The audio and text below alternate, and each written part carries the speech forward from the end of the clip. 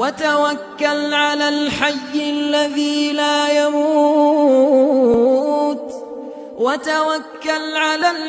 الذي لا يموت وسبح بحمده وكفى به بذنوب عباده خبيرا.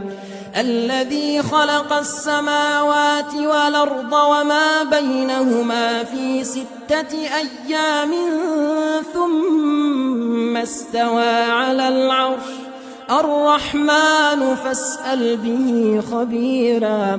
وإذا قيل لهم اسجدوا للرحمن قالوا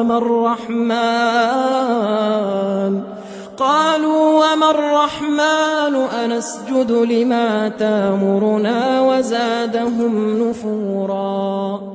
تبارك الذي جعل في السماء